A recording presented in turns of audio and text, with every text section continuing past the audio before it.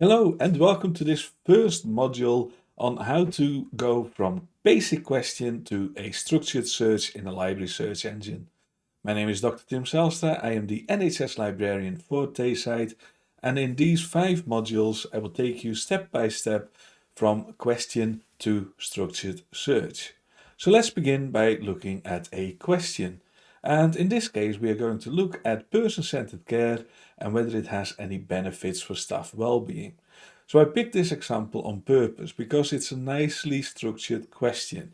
You can see that there are key terms here already that we can work with, and I can explain how to find those key terms and how to make them bigger, better, more expanded than what you have currently. So there's a number of things that we need to think about when we have a question. And in this case, like I said, it's a pretty neat question, but you might go into a search not having a clear question at all. You might want to find out what color overcoat works best in a particular environment. And well, if that's how you go in, you're not likely to find anything. So the first thing you will have to do is clarify what it is that you want to find. And it doesn't have to be complicated. Each question with 2 components will have a number of search results. And in this case, we have person-centered care and we have benefits for staff well-being. I picked this example on purpose because it allows me to show you a number of things that you will have to think about. And the first one is very simple. How do you spell person-centered care? It's not a common term. It's not something that you find in language all the time. So person-centered can actually be spelled in a lot of different ways. Also bear in mind that our colleagues across the pond might spell it differently again. So in this case, you can see that I've gone for centered without an E in the middle, centered with an E in the middle, and with hyphen or without hyphen. And that gives us a first clue as to the sort of thing that we need to do to make this question into a search. So think about the spelling of the words that you've got. Think about the different terms of words as well.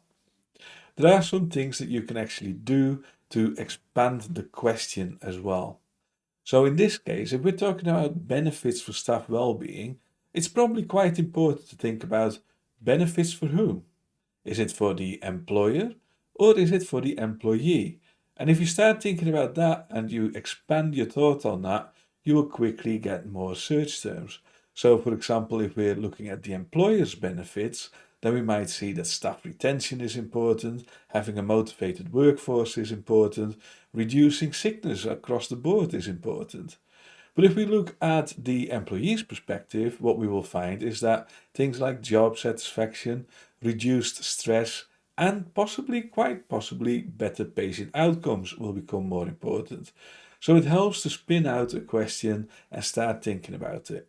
And honestly, the way that I like doing it is just getting a piece of paper and creating a chart or a diagram or whatever related to the terms that I am looking for. The other thing that you can do, and I'm not going to advocate this because there is definitely a better way than doing this, is putting your terms into Google. So you could type into Google define well-being, and you will find all sorts of different results when you do that. Now, the interesting thing is that if you do define well-being, you will find a thesaurus entry, and if you do define benefits, you will also get a thesaurus entry.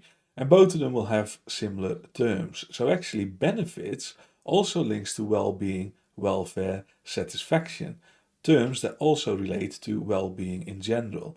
And this shows the weakness of using a thesaurus like this.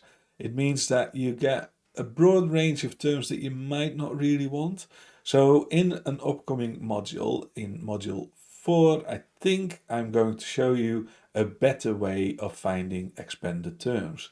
The other thing that's really interesting is that if you put person-centered into Google, define person-centered, you won't find a thesaurus entry because the term is not commonly used. You will find an entry for HEE, Health Education England, and you will find other sources, but not a thesaurus entry. So, like I said, we will find a better way to do that. Right, that is it for this first module. I hope you enjoyed how brief and quick that was. There's 4 more coming up, and I'm looking forward to seeing you for that. If you have any questions, please email t.librarians@nhs.scot. Thank you. Bye bye.